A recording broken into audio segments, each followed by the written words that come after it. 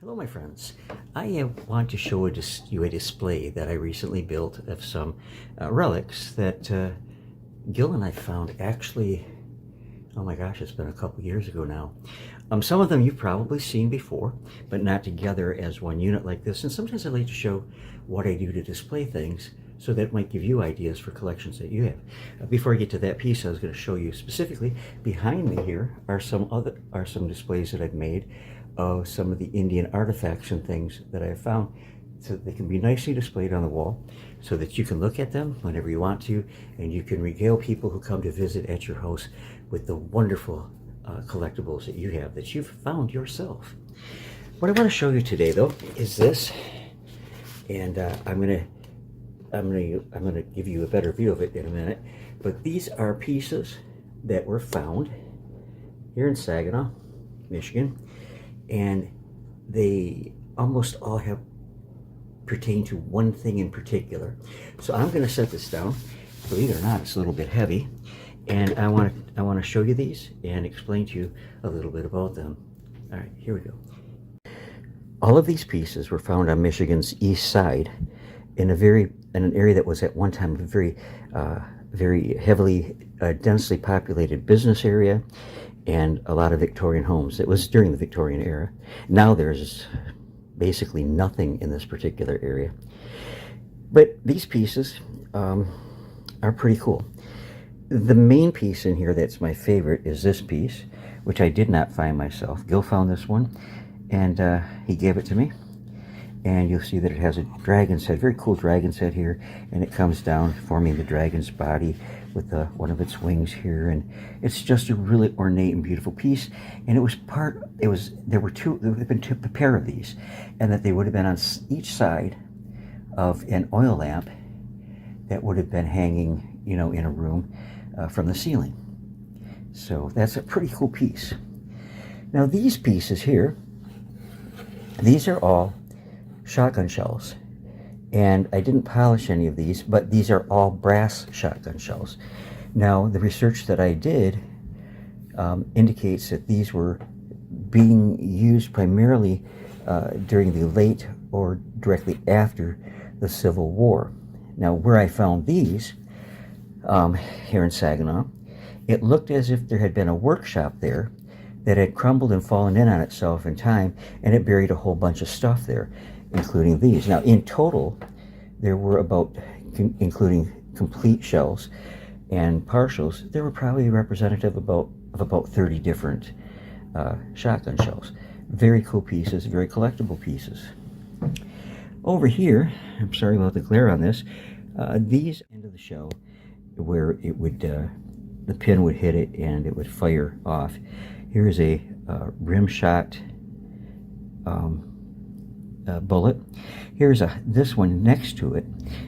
This one next to it here is a hollow point bullet, and it too is circa Civil War era, and directly after it. Now where I found these looked like it had been a workshop where these kind of things were being produced. Here is a piece that has a lot of a whole bunch of lead shot in it. Now I found lead shot in a lot of different ways there. I found it on that, and then you found it in these little metal cages that were put down inside of one of the shells, and it would have been put in there, and there would have been wadding and the charge to propel it onto wherever you were aiming for it to go. These are two really rare pieces. This one particularly, it's a little metal tin, and it is believed to have held the firing pin that went into the ends of these, so that when they were producing these, they actually, had to put the firing pin in the shell itself. This is a complete one. This one is just a lid, but it's still cool to find one preserved in that condition at all, laying in the ground for well over 100 years. Is kind of unique.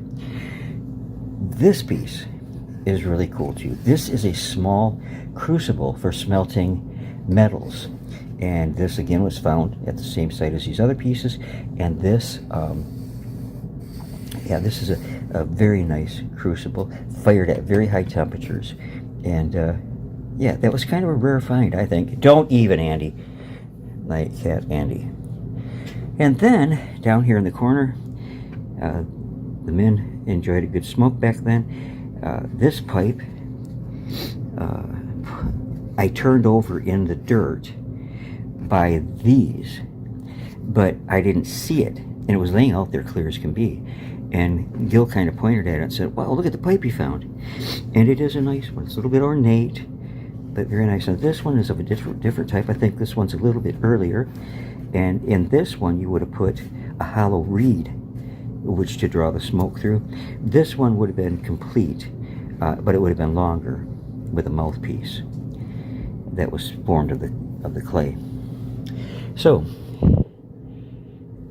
this display box I got for zip, zero, nothing, at a giveaway. However, there's still a price tag on the back of it that it was actually used at Christmas time. And believe it or not, this display box cost $49.99. But the thing I really like about it is I painted the black in the background. I left the leaves around it, but you can put together a really nice display in something like this. It doesn't keep the dust off, but as long as you can access this compressed air cans, it's easy to keep a display like this clean. The ones behind me are all under glass, and so it's even easier to keep them clean. So I hope you enjoyed taking a look at this display.